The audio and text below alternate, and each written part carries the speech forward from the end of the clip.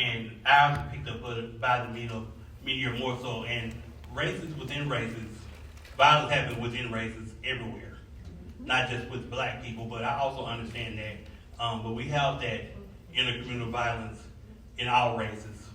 And I'm just, like, for me, it was just kind of, it's kind of triggering. And I've been trying to, just protect my energy since my nephew was killed. And I want justice, but I'm not the same person I was before he was killed, because I never thought that somebody that I helped raise would die before me, because people used to always use my condition and be like, you're going to die first. And I've had 2 deaths in the last 2 years. And my nephew was killed almost on the anniversary of my older sister being killed. Not killed, she died from natural causes. She had sarcoidosis. She had the same thing that Bernie Mac had, but she didn't know how sick she was. She told us she was fine, and she died in her sleep. And my younger sister found her. But it was kind of triggering, but I understand that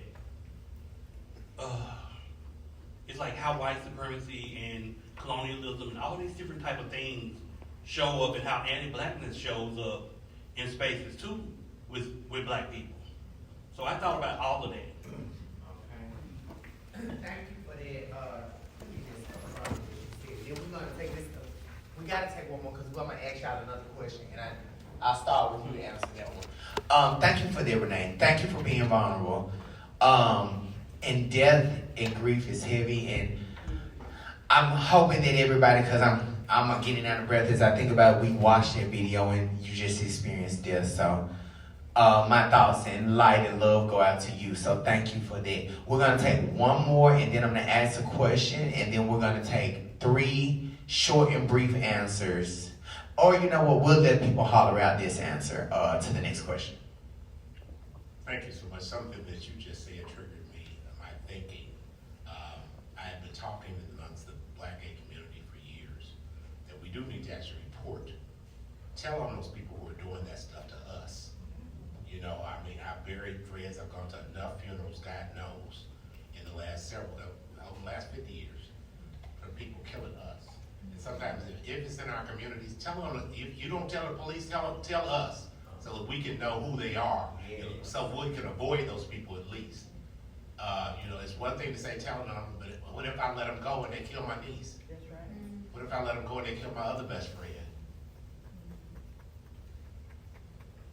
Thank you for that. And I'm going to ask somebody to put violence in the black community on the community card, so we can talk more about that, because I know people have more points. So I'm going to, actually, I forgot I said I was starting with you. So I want to hear your answer, and then I'll take 2 more answers, and that will close out intersectionality. What are some healthcare settings where women are ignored? I knew you was going to be ready. She's like, oh, girl, I've got this for the next 20 minutes. Woo. One of the main ones that I can think of that affects me the most is in maternal health. Come on. Having birthed 2 babies and lost 1, every single time I almost lost my own life. And when we were talking about lenses, and I remember I wrote the word mom, because I'm so proud that I'm still here to be able to be their mom, because just bringing them in the world almost took me out the world.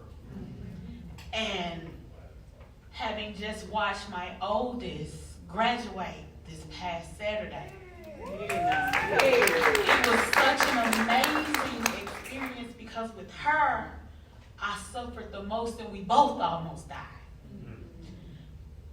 And to see her suffer growing up because of being premature and all of those issues that came with that, and to see her flourish into a young woman that also wants to be in healthcare and help other black women not be subject to being shut out and not listened to, and their pain not being taken seriously, and being told they're exaggerating, and being told that it's not that serious.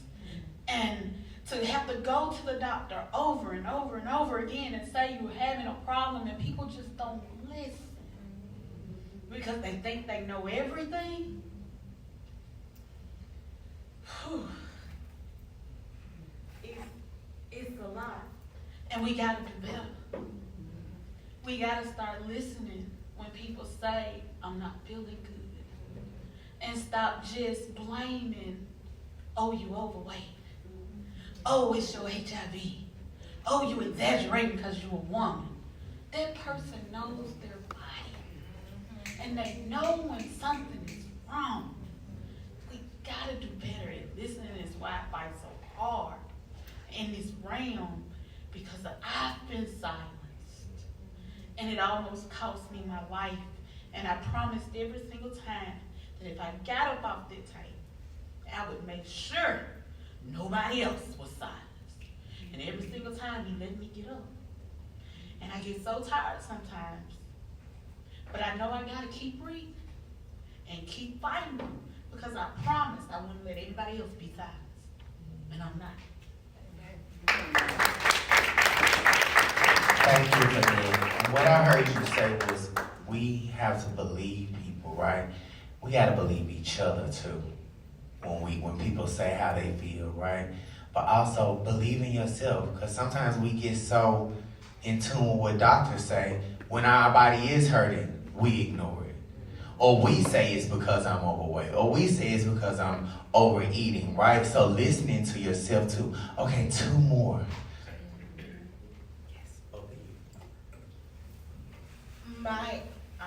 My response is that, one, when you said, tell them about yourself, what they was telling me is that because I was hurting, I just had a bilateral mastectomy because of breast cancer a year and a half ago.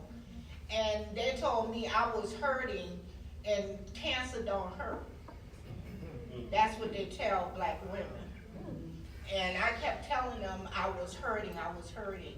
And then after that, I was allergic to adhesive, and they put adhesive on me.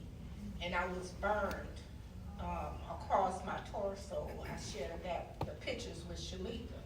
And they told me that after COVID, I could not sue a doctor because of the COVID situation, unless it was intent. And I finally found a lawyer that took my case. But I'm saying that to say is that you have to continue fighting if you know that your provider did you something wrong, because they will try to shut you up. And I see that also with HIV positive women or men that is recovering addicts. They don't want to give them pain medication because they see recovering addict on there. And my fight for them is that give them their medication. I will go over and over. I fought in Baton Rouge at the Capitol about giving individuals with HIV recovering addicts their medication that they need and stop withholding medication. And that's another thing as a group. We have to look at it in our own communities and fight for individuals who have HIV. Thank you. Sharon, last one. Okay, so what I am thinking about as far as when people don't listen to us, and I'm looking at the aspect as being in a provider's office. When a young woman came in and she was in housing and she expressed to a case manager that she wanted to actually have another baby. And the case manager actually told her, well, you're already in housing and you shouldn't be thinking about having no babies. I mean, just based on your status. And eventually it got to me what was told to her. And although you my coworker and you my friend, but this is another woman living with HIV. So of course, I help this woman living with HIV report you to who you needed to be reported to. And I will say that eventually, after you've been reprimanded, she got another case manager, and she did what was necessary, because this was in the times when medicine was changing. Women were becoming able to have babies, and this little girl just graduated out of preschool. This child 6 years old today, but suppose she didn't have enough courage or enough inside herself to be able to move forward and start her family like she wanted to.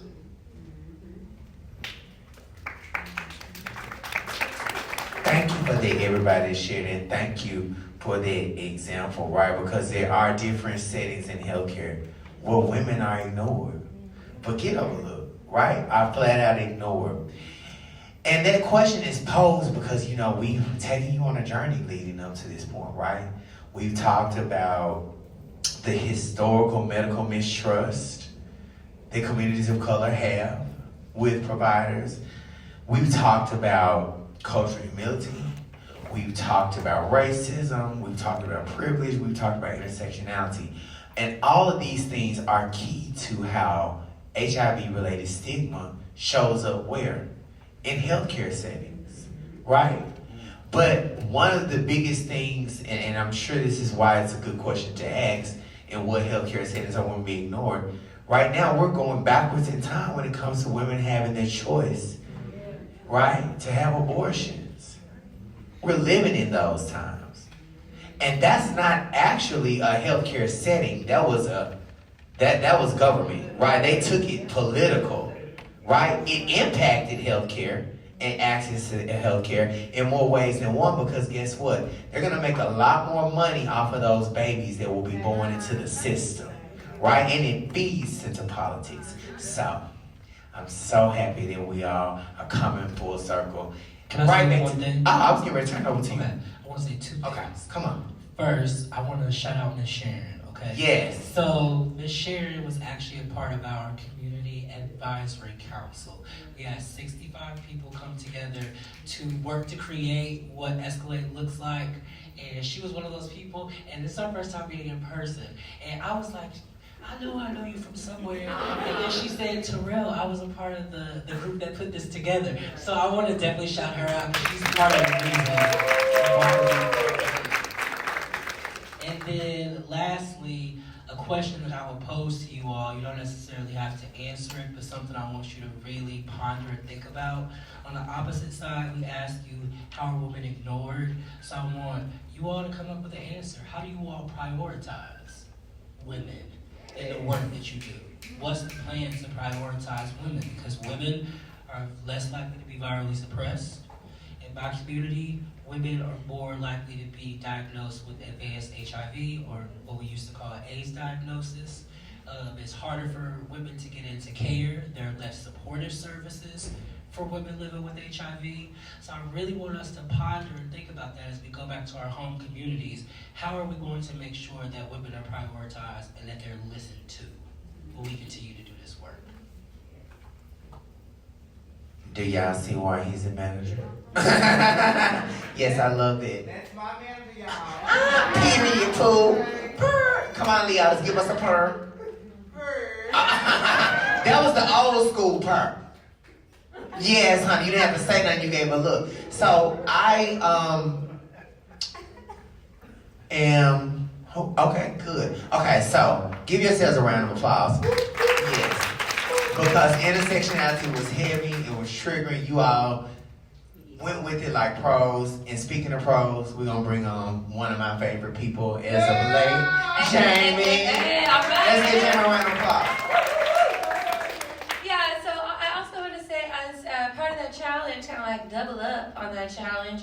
You know, where we work, the spaces we work, there's a real status neutral approach.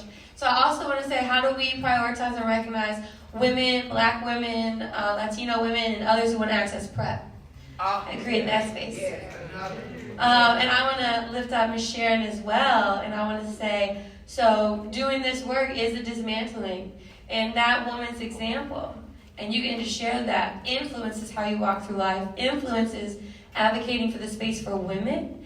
And imagine, you know, take that moment of that journey for her and for you, for what is done in this space, and all of the places that Escalate has been. That's taking the power back. You know what I'm saying? So I'm going to lift that up. We also want to share some updates to our language dump. Based on what was shared, we also got rid of illegal, right? Let's dismiss that, and let's replace that with human. So just a little quick update on some things. All right, so we're going to talk about observation and disrupting implicit bias. And we're actually going to start, again, this section with another video. So I will play that. If someone could please just dim the lights for folks or check the volume. This is a test of selective attention. Count how many times the players wearing white pass the basketball.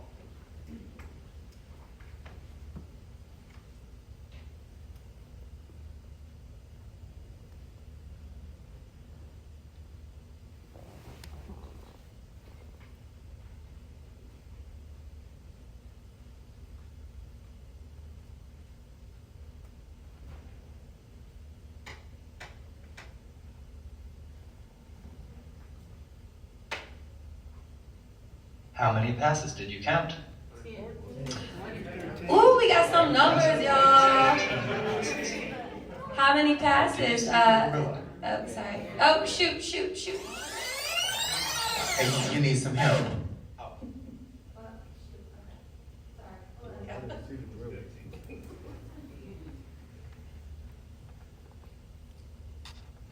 This video is from research by Daniel Simons and Christopher Chabris and is copyrighted. Yeah, y'all, that video's copyrighted. Don't try and download it tonight. Okay, all right, so first question. How many times did the folks wearing the white t-shirts pass the basketball? Shout it on out. What? 15, 13. Okay. Y'all, I don't know. Every time I watch that video, I don't get it right. I forgot. Don't you look at the video? I was going to scream the answer, and I had to remember to do it. Yeah, and so first of all, we all observe something different, right? We're not all 100% sure how many times that was. And then the first time you watched it, did anybody notice the gorilla? Oh, we got some yips. What did you think when you saw it? Distraction. Why the hell is he there? Somebody said distraction. Raise your hand if you want the mic. Okay, hold on 1 second. Come on, Carl. The gorilla was a distraction because he was in the middle and beating his chest. This is a test of... Okay, anybody else want to give, did you see or not see the gorilla? Okay, Dr. Kelly, yes. For me, it was almost as if he didn't belong there, so why should we give him the ball? Yeah, that's great. I'll be honest, I don't think the first time I saw it, because I'm also, I think Dawson, you said, I don't like to be wrong. I also don't like to be wrong. So I'm watching it and I'm like, okay, where'd that ball, where'd that ball, where'd that ball? You know what I mean? I want to get that number right. So the first time I watched it, like, I didn't even notice. And then, yeah, thank you. We got some, I was like, heck no, I didn't notice. And then I felt like a fool. I was like, oh Lord, he even did a little dance right in the middle. How'd I miss that? Right? So there is in our observation, sometimes we pick up on everything and sometimes we don't.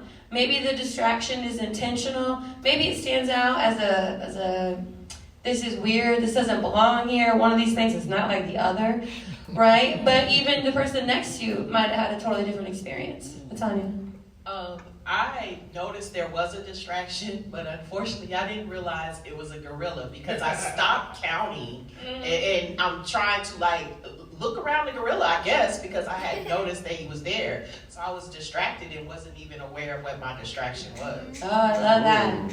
I love that. I don't know that I've heard that perspective, but that's a good one. Like, I recognize something's in the way, but my original prompt was to count those balls. So I recognize it, but I'm really not paying attention to it.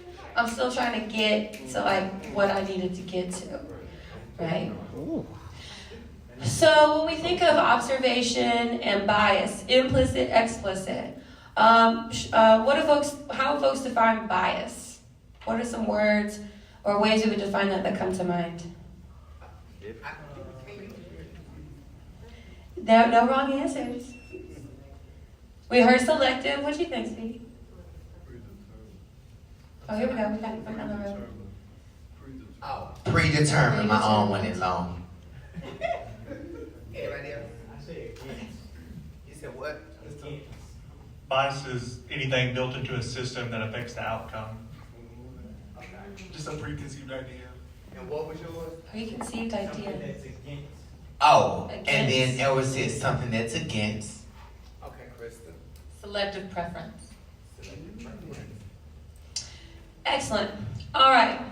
So selective preference, something that's against, something that's built into the system, right? So bias is a prejudice, again, which could be in favor of one thing, right, the top of the coin, or it could be a prejudice against another, whether that's a group of people, part of someone's identity, or where they present. So this could be the person, group, and again, there's some kind of comparison element at play. And usually bias is considered to be unfair. And we usually speak about bias in that against sort of context. So a lot of those, shouting out those words, selective, built in, against, literally, right? We always talk about it in that space. But there can, again, be a bias toward, which is, again, how privilege in any context then gets born. So biases can be held, again, by an individual or an institution. And again, there can be positive or negative consequences. So what we want to challenge for folks with Escalate is, again, a rethinking, perhaps an unlearning, and then a new learning of what is, identity, intersectionality, stigma, and bias. So just keep in mind, it can also be one thing that's in favor or the other. So sometimes it's easy to spot the stuff that's against. It's not as easy to spot the stuff that's in favor, especially when we're a little blind to our own privileges, right?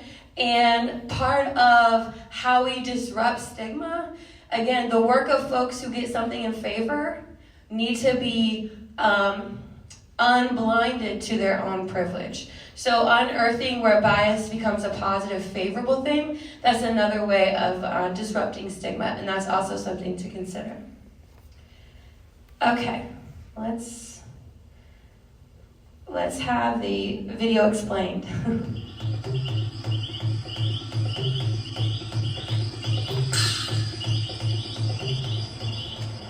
I'm Dan Simons. I'm a professor in the psychology department at the University of Illinois, and I also have an appointment at the Beckman Institute for Advanced Science and Technology. My research here focuses on visual cognition, what we see, what we don't see, how much of our visual world we're aware of, how much we remember from one moment to the next. One of my best known studies was done with my collaborator Chris Chabris some years ago, and it was based on some much earlier work by our colleague Dick Neisser. And what we had was a video in which people were passing basketballs. So 3 people were wearing white shirts and they were passing a ball, and your task when you were watching the video was just to count how many times those 3 players passed the ball. We also had 3 players wearing black shirts passing their own ball, and you were supposed to ignore their passes. So as you're doing this task, after about 30 seconds, say, we'd have a person wearing a full-body gorilla suit walk into the middle of the scene, stop in the center, turn and face the camera, thump its chest, and then walk off the other side, a total of about 9 seconds later. And what we find is that about half the people who do this simply don't notice the gorilla. When Dan asked me to be a part of this experiment, I thought, no way, people are totally going to see me. I'm a 400-pound gorilla. We'll ask them afterwards, how many passes did you count, which they generally get pretty close to right. We then ask them, did you notice anything unusual? Did you notice anything other than the players? Did you notice anything walk through the scene? And they'll say no. So we ask them, did you notice a gorilla? And the response is typically, a what? So the Simons guy says, we can show you, not everyone's going to see you. Yeah, right. How can people not see me? I'm huge. I'm ferocious. I'm a 400-pound gorilla. What was he thinking? And we rewind the tape and show it to them again, and the reaction is typically, I missed that? It's shocking that you could possibly miss something as obvious as a gorilla. course, the people who noticed the gorilla are shocked that anybody could possibly have missed it, because it's right there in front of you. I walk in there, I walk in the middle, all these kids are running around throwing this ball around, I stand there, I thump my chest. Not once, not twice, 3 times I thump my chest. That's scary, man. What else are people gonna look at? You know, I'm big, I'm a gorilla, and they don't see me. What's up with that? This is the intuition we have, that if something important or distinctive or unusual, like a person in a gorilla suit, walks into our field of view, we'll automatically notice it. The reality is that only about half the people do. About 90% think they will. People are just so focused on counting those passes that they don't notice me. You know, I'm not trying to be subtle here. Even more remarkable, my colleague Daniel Memmert used the gorilla video in a study in which he had people wearing an eye tracker. And what that does is tells you exactly where they're looking as they're watching this video and counting the passes by the team wearing white. And what he found was that the people who missed the gorilla looked at it for up to a second. So they looked right at it, but still didn't see it. Looking isn't the same as seeing. We have to focus attention on something in order to become aware of it. How do you think it makes me feel? You know, I'm trying to be intimidating. It makes me feel inadequate. The most consistent question we get is, are there some people who consistently notice the gorilla and other people who don't? So are there noticers and missers among us? And the reality seems to be no, that it's largely just a matter of a flip of the coin. We know when we've noticed something unexpected, but we're not aware of the times when we've missed something unexpected. The failure to notice people in gorilla suits is really a natural byproduct of something that we do quite well, and that's very important to us, which is focusing our attention. We need to be able to filter out the distractions from our world and not let them interfere with our ability to do the task we're trying to do. The key is that when you're focusing your attention on one aspect of your world, you don't have an unlimited amount of attention to devote to other things. And we only see those things that we focus our attention on. The problem is that on occasion we filter something that we might want to notice, and we don't realize that we're doing that. That sort of mismatch between what we see and what we think we see is a really profound one that has all sorts of consequences for our daily lives.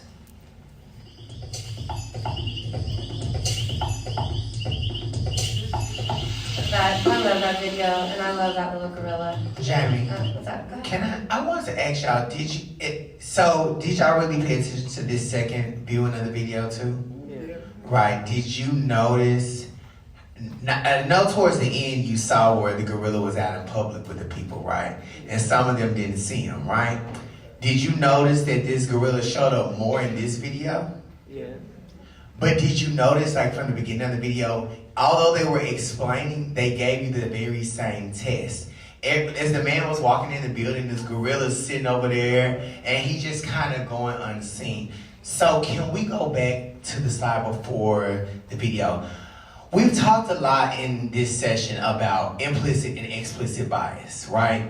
And I kind of feel like we have skated over it. So I want to really dive into it for a hot second because people don't really realize what it is they see, even when it's a 400-pound intimidating gorilla, right? And sometimes we can see other people's bias, right?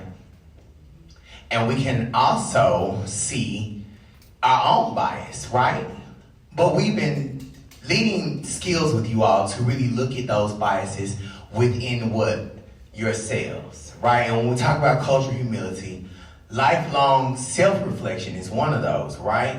So if you really self-reflect, you have to unearth the implicit and the explicit. So can somebody read for me, and James is gonna bring the mic, can somebody read for me the definition of an explicit or conscious bias? Can I? Thank you. And y'all can take turns on each. Perfect. Attitudes or stereotypes that are consciously held and deliberately acted upon, physical, verbal, and exclusion. Okay, so keyword being deliberately, right?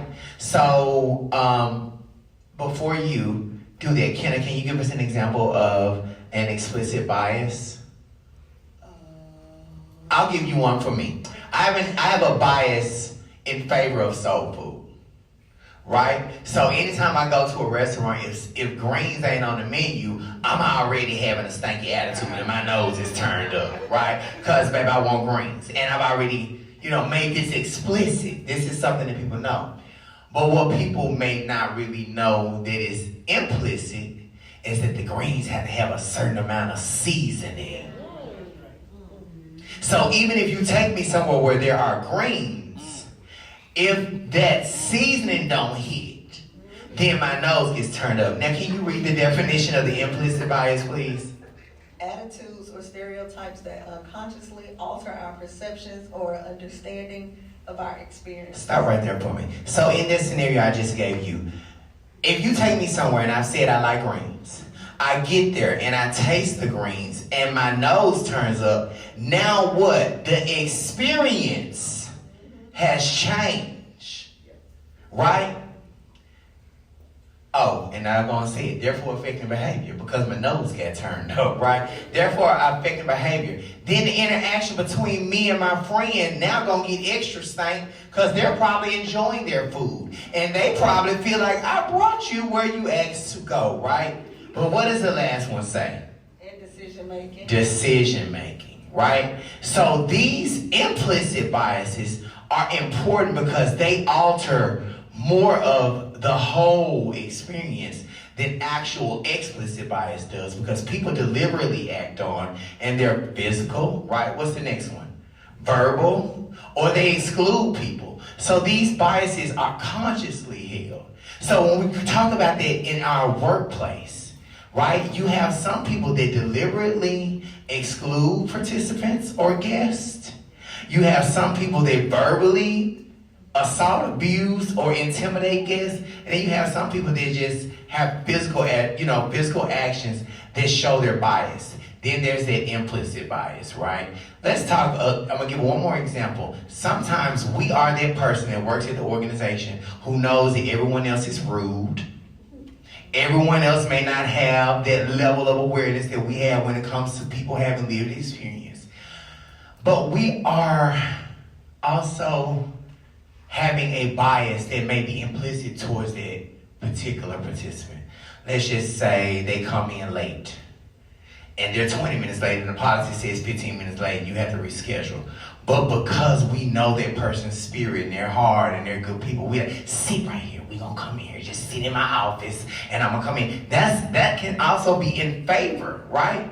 That is a time where I chose to put my community first. But I want y'all to understand too that those show up as bias as well, even when they have a positive effect on people. Okay, Jamie, do I just want us to unearth the implicit and explicit? Yeah, I love that, and I inadvertently skipped over that slide, so I'm so glad you caught that and you drew out the conversation.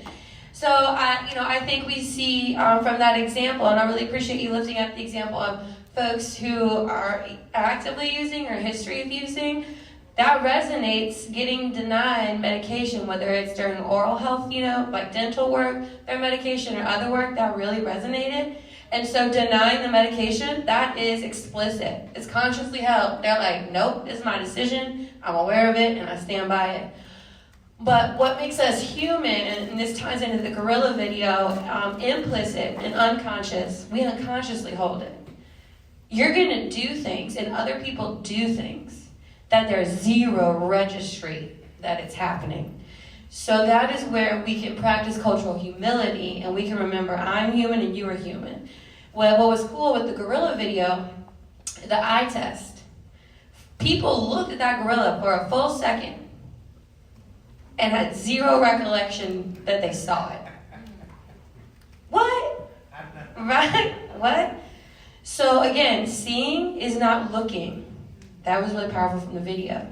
So in this work, there's going to be things in our shared humanity that I'm going to have zero registry for, that I'm doing, I'm enacting, I'm contributing to, I'm perpetuating. All of us sharing that. Again, whether the bias is in favor or not. So that's where we can have some humility and extend grace to ourselves and grace to others. Let's talk about the debrief. So again, we talked about excluding women from healthcare, both maybe even from a status neutral prevention and care lens. But how is our focus and our attention in thinking of the gorilla video? How do we sometimes focus so much so we miss somewhere else? Or we look at something. I want to say this one more thing. The other piece was that gorilla was like, how the hell you don't see me? I'm big, I'm here. So there are going to be groups that are like, how do you not get this? And there's going to be others who said, I see it. What you mean you don't see it? How is that possible? Right? And that translates into our healthcare setting. So anybody want to reflect on that first bullet point? Go ahead, ladies. I see it a lot. I mean, just working in this field, and we just kind of touched on it, and you brought it up with as far as Black heterosexual women with PrEP uptake. Sometimes we get so focused on the MSM community, on the LGBTQIA community, that we forget that sex is not just inherent to those communities. Everybody has sex. Right. And so we have to figure out a way to honor those communities, yes, because traditionally, you know, they were mistreated and marginalized in the fight for this healthcare setting, but also make sure that we don't lock anybody else out. Yeah, love that. Excellent point. Go ahead. It's our programming, right? Especially when it comes to, let's say, conventional beauty. If all you see on the magazine are skinny girls, our brain tells us, oh, this is it. No one has to actively tell us. It's just built in. If on all the Truvada and Discovery commercials, all you see are homosexual men, you don't think, oh, that's for me. So it's built into everything. The same with Black people being seen as criminals. Right. When you have hundreds of SVU episodes where the bad guy is Black, like, it's a lot. And even in education, you know, it's a lot. And to undo that program is going to take a lot of work on all of our parts. Yeah, luckily it's a lifelong process because inclusion is difficult, and we said, you know, we got to update the software of the mind. That's going to continuously happen because culture changes. So again, not get too burnt out, but say, okay, today's a new day. Again, how am I interacting with my privilege? How am I interacting with my bias? Where am I contributing? How am I contributing? Okay. One of the things too we divert our attention to in the healthcare system is when the elderly come in. Or when I come in, I'm not the elderly, when I go into the system. Well, I am, you know. I just wear it well. But when I go into the system and I'm sitting there and I'm talking to my doctor about what's wrong with me, he'll look at my chart and he'll look back up and says, well, you know, you're getting older. I'm like, so what the hell? Because number one, every day I live, I'm getting older. Everybody but that does not address the issue that I'm here for. So when he doesn't know what's going on, and he doesn't want to really bring up the fact that I'm still living with HIV, he doesn't know very much about HIV. So what does he do? He distracts from that and changes he changed the conversation to the fact that I'm older, rather than to admit that he doesn't understand what is happening to my body based on the length of time that I've been on HIV meds and the fact that it may be changing my body. He doesn't understand it. He doesn't want to know. So what does he do? He tries to make me believe that it ain't happening. So that's what happened when it comes to ageism. There you go. Absolutely, and we're in an unprecedented space, right? We collectively don't know what living with HIV long term, aging, and again, that's all, that could be traditional aging, but one of my best friends, he's 41 and he's been positive for 20 years. So how do we categorize, he would be just entering middle age traditionally, but what is being a 20-year, survivor person living with? How is that, what's his body? And we collectively don't know. So, I appreciate you bringing that in and representing that voice. 22? Okay. Helen, did you want to say something? You could? You could. I was just going to add to the point, piggyback off what Kristen said. Also, I think that the focus gets diverted in healthcare settings sometimes because of funding sources. Oftentimes, they have focus on certain communities, and then when their focus shifts, organizations have to go where their funding sources are, being fed. So, that's a way that I see even because sometimes even when we don't want to shift focus in our organizations, the organization shifts, right? And that's what we're left with. I love that point because I've traditionally worked like at a recipient level, and so advocating. So this ties in the second bullet, and telling people stories, and making sure people who set funding or write grants, like the grant restricts me to this age group, the grant restricts me to that. Teaching leadership, okay, how do you find money? Because if they are going to be divided, how do we find money to fill the whole spectrum? So funding like across funding streams is one strategy to mitigate that. The advocacy we do, the telling the story, to refocus, like don't let our funding get in our way, is a strategy. Any other strategies that we can refocus our attention, especially surrounding stigma, whether it be like racism, transphobia, things like that. I believe it was Carl Sagan that was talking about that. You can never truly understand a system if you're living in the system. It's an idea that I've had that I would love to see us try to implement. You know, McDonald's has a restaurant scorecard. Why don't we have secret shoppers and have a stigma scorecard for different organizations where you take somebody from the outside that can go in, evaluate what's going on, and report and have a scorecard posted up that we can all see at different healthcare facilities that serve people living with HIV. Wow. Yeah, that's a concrete idea. Wow. And we're going to talk about some TA. That's a perfect example of what we can implement. So we're going to talk about that later, right? But there's resources post this training to activate those specific strategies and support you over time in that. And people do use a secret shopper method, sometimes with different quality improvement projects. And again, if you do that, you want to make sure you have as equitable representation, right? What is it like for a heterosexual, cis, black woman to come here? What is it like for someone with unstable housing to be accessing the system? I'm going to go ahead and move on. Go ahead. I just want to say, when you do those, okay, I think that says 15. Okay, when you do have those secret shoppers, make sure that they are from the communities of the people that don't go get no secret shopper that is a secret because they ain't the same people from the demographic. Let them be from the same demographic, please. Pay them. Oh, and pay the secret shoppers, yes, but always, let's say incentivize, because oftentimes when we feel like we give incentives, we feel like we're paying people with lived experience, their payment can't put a dent in what all they need to do. So if we can't pay them, like we say, a living wage, then we're not paying them. We're just giving a stipend, we're giving an incentive. Yeah, and I would call that, if someone could put that on a post-it, because that's a big, long conversation. So that's something in Community Garden, right? How are folks of lived experience compensated? But I like this quote in terms of observation. Who are you going to believe? Me or your own lying eyes? Now, unfortunately, we saw that video. We all now are educated. Know more, do more. Or once you know more, do better. So we're not going to catch everything. He said, it's not humanly possible. In order for you to function and survive the day, your brain subconsciously has to be selective. And so sometimes you're going to miss something that maybe normally to your principle and your value, you want to. But just like basic human functioning in a day, there's going to be things you miss. There's going to be things leadership misses. There's going to be things we all miss, right? So we have to recognize, again, looking is not seeing.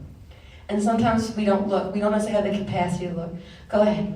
That is so true, because when the ball was going, when Gorilla came out, I focused on him. I stopped focusing on what people counted. I want to know why you there. And I worried about where the balls was going. That's all I was caring about. There you go. Because there had to be a reason. Well, and we think there's a reason, but Yes, we didn't know a reason. His reason was, y'all asked me to do it, so I did it. Yes, but the gorilla would be glad. It was opposite of my reason, because I wanted to know what was going to happen, because the simple fact is that you there, you out of place. So Right. One of these things is not like the other. And I'm sorry you might have to live without that reconciliation, but the gorilla will be so glad to know that you were there for him. You saw all that 400-pound mightiness. Okay, I'm going to give the mic to Ms. Helen, and then I want to invite Terrell to walk us through just the last portion. I didn't want to forget, but you said something like we don't have to let our funding get in the way to helping people, but it does happen because we send people and then they say, oh no, this is not covered, and also this has nothing to do with HIV. I remember one time somebody went to get some counseling, and as soon as they started talking, and somebody said, well, but that has nothing to do with HIV. And I'm like, okay, does it have to do with HIV all the time? A person living with HIV can have other issues that are not directly connected to HIV, but still about HIV. So how can we do that to skip that process? I appreciate you sharing that example, and one, we're hopeful people, so there might be things related to my status, and definitely not. So there's some stigma in the way of thinking, and sometimes eligibility for services puts us in that. So it's being aware of that, I think acknowledging that, and again, doing our best to either change the way things get funded, which is possible, but does take time, and in the meantime, fill the gaps, right? So if this is restricted to this, and this is this, and this is this, how do I make the different puzzle pieces fit together so I have a full puzzle while there might be some separation in the pieces? And that's something I try to do a lot with leadership coaching, is helping your funding sources complete a full picture instead of all these siloed things. So let's give it up for Terrell. Let's invite Terrell up here to talk about just these last couple of slides. Thank you, Terrell. All right, everyone. So, who helps? Who would like to help me out and read the first bullet? Okay. Tell me your name again. Justin. You read the first bullet for me. A 1973 study involved the willingness of registered liberal and conservative party members in New York City to help a black or white motorist whose car had broken down on a local highway. Thank you very much. The callers, identifiable as black or white based on their dialects, claim to have been dialing their mechanic's number from a public telephone along the highway. You know it's old because it says a public telephone. Okay. Will you read the next bullet for me? The callers explained that they now needed the respondents' help to call the mechanic because they used their last coin for this wrong number call. So when this happened, what do y'all think happened? So we want to see two things. We want to see if conservatives respond differently than liberals, and if they respond differently to people based on how we perceive their race, based on how they talk. What do y'all think happened? And can we get some people that have not spoken, please? Yes. And I would love to I'm going to call on people this time. I think that they probably got hung up on based on the tone. And then they asked someone else to call, and they probably got the information that was needed. Okay. I'm going to call on someone. Do you mind if I call on you? No? Come on, be brave. Let's step forward. What do you think happened? When people called, what do you think the conservatives did? Who do you think conservatives were more likely to help? The blacks or the whites based on their perceived voice? Okay, what about the liberals?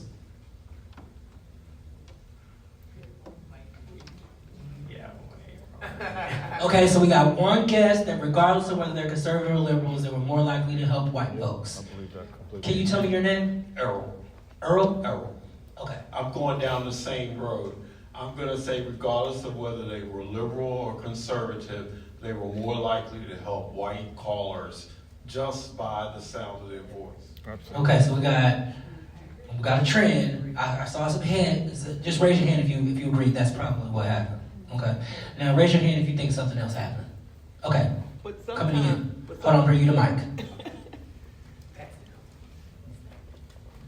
But sometimes black voices sound white, so you really don't know. Or you on the phone, and then when it get there, that's something Hi, different. my name's Harold. How are you today? You know, we all have that ability. So like this. And when they get there, there's something different. heard that. I They went, called oh. I was trying to call my mechanic and I called you by accident. Can you please help me? I mean, we have that ability to switch it up. Okay, so I'm going to share the results, okay? Drum roll. Can I get a drum roll? Okay, so who helps? Some people were right. Conservative Party members discriminated by helping black callers less frequently than white callers, whereas liberal members did not discriminate in terms of helping. Okay, so we got a little deviation. We were right about the conservatives, but the liberals, they were willing to help. But I want someone, Darion, do you mind if I call on you? You do mind? Or is that like you shaking like, yes, I can call on you? Okay, do you mind reading the next bullet for me?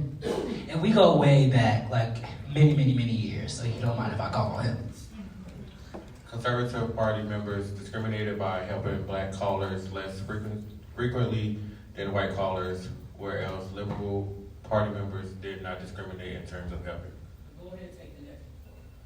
Although liberals helped black and white callers equivalently when they knew their assistance was needed, they terminated this encounter more readily for black than white callers prior to learning fully of the caller's need for help.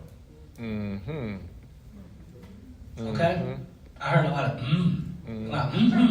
If you said raise your hand. Now what does your represent? I'm calling on you in the back because I haven't heard from you in a while. Super? Yes. Hello, everyone. Because I think it went back to what a lot of us voted for initially, that blacks were less likely to be helped. So I think with them terminating the need for assistance more readily for blacks, it still goes to the same thing, that we were less likely to be assisted. Or I'm going to do it because it's my job, but not necessarily because I want to do it. As opposed to them assisting the whites is like, oh, what else can I do for you? It seems like almost, what else can I do for you? You need to take to the gas station, let's take, and like, extending more than what was asked. Did it surprise anyone that the liberals were more likely, they didn't even wait. They were just more likely to hang up on you. Didn't even give you a chance. Once they heard your voice, click, that's it. Did that surprise anyone? No. It did surprise me because of the time. And the first time I went through the activity, I never paid attention to in 1973. So the first time I was like, they hung up. But today, hearing it again, I'm like, oh yeah, that makes sense. So if that study was done today, right, how different would it be? Somebody said it's done now.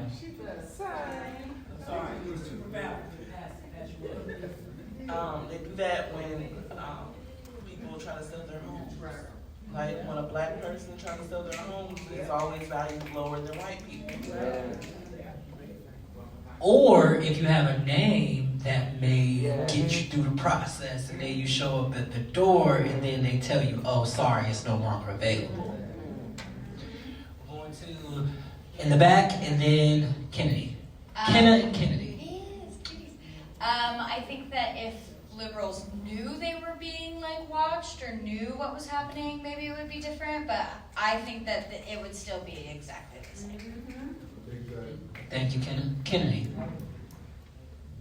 I actually had a community member tell us a story about this like a week ago, and he said that he had been applying for jobs because of partnership that he's supposed to do. He's a photographer, videographer, and it fell through.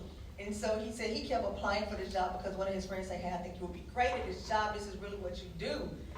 And he was not getting called back. The job had disappeared offline, and they put it back. And he said he changed his race to white. And he immediately got a call back.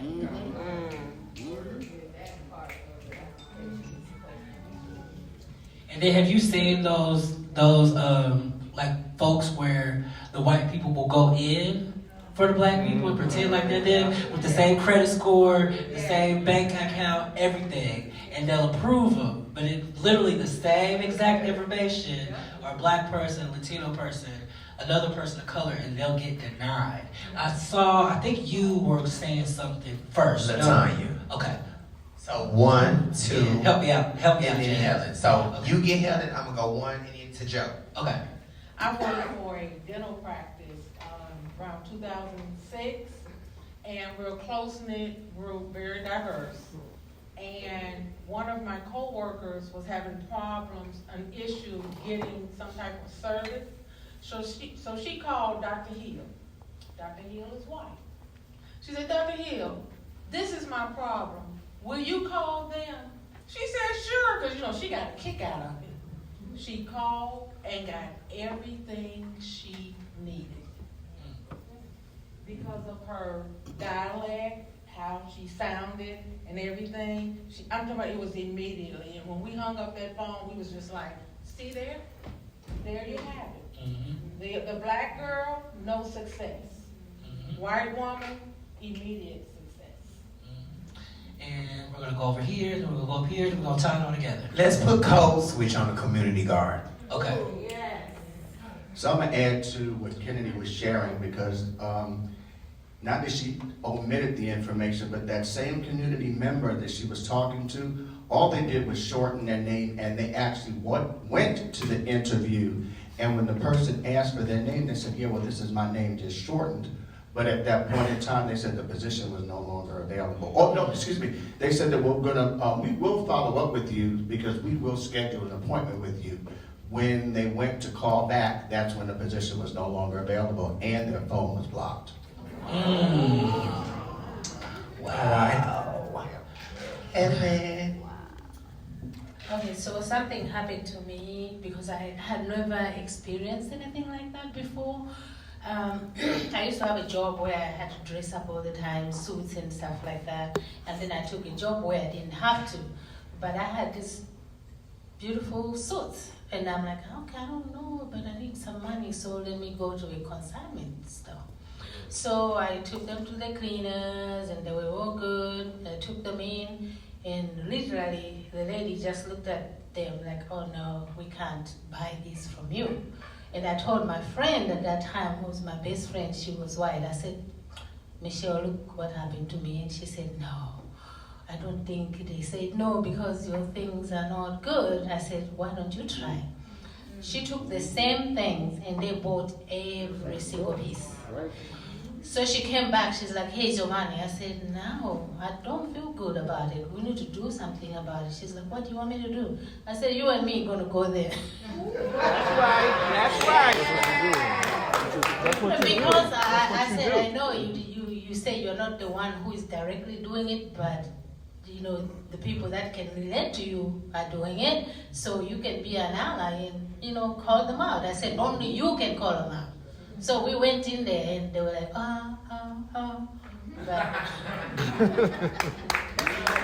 Thank you so much for that example. You all provided some really great examples of different types of biases that we see. So what are some of the biases that we've named? We talked about race earlier. That's the big one. But let's talk about some of the smaller ones. Dialect. Biases. What happens if someone comes to an interview and let's say they speak with a heavy southern drawl or an accent? What's the assumption that we make about that person sometimes? They're country, they're uneducated. We just had a bias based on the way someone talks. The name. What happens when someone's name comes across a resume and it's not traditional or European? Uneducated, must be black, parents must not be educated. Why would they name their child that? They must not ever want their child to get a job. Single parent home. Single parent home. All the assumptions and the judgment that we make before we've even saw somebody, before we've even heard from them. So next, we got a hand. Okay, George. A lot of times, even about insurance and all that kind of thing, it's about your zip code. Right. I said a lot of times, even with insurances and things like that, or even where your food will get delivered from, it's about your zip code. So that's the perfect segue. We have one more. I'm listening to what you were saying too. I think another bias is appearance. I mean, sometimes when you have braids or if you are in traditional clothing, sometimes these can be some biases also. Absolutely. Yeah! work, yes. No, I was just gonna say that's such a like, because pretty privilege is a thing. Yes. Dang, we got a bias against pretty people. Right. How many of y'all ever work somewhere everybody just look good, like they a supermodel, like they can, and then you feel like, you ever felt like somewhere it's a requirement that you gotta look pretty to get the job? It's real. I saw a hand over here. Latanya. When I'm listening to all of the talk, I remember a meme I had seen, Martha Stewart and Snoop Dogg. And it says, one of these is a felon. And, you know, people who don't know who those two people are would automatically assume that it was Snoop, but it was Martha Stewart. Whew. Okay, so we talked about bias. We know that bias exists. We know we've seen it all around. But now we're going to talk about what happens when you're in a position to make a decision and your bias starts to seep in. How many of you, in any aspect of this work, whether it's your job, whether you're on a planning council, you feel like you're in a position of decision making? You can make some type of decision. You have some type of power. Look around. That's a lot of power. That's a lot of positional power in the room. So we gotta have this conversation next to make sure that we're not allowing our own biases to seep into the work that we do as we make these decisions. Do we have a break or are we gonna roll straight through? Let's roll. Let's take a 10-minute break. I love you. We'll take a 10-minute break and we'll be back at 2:50. Thank y'all.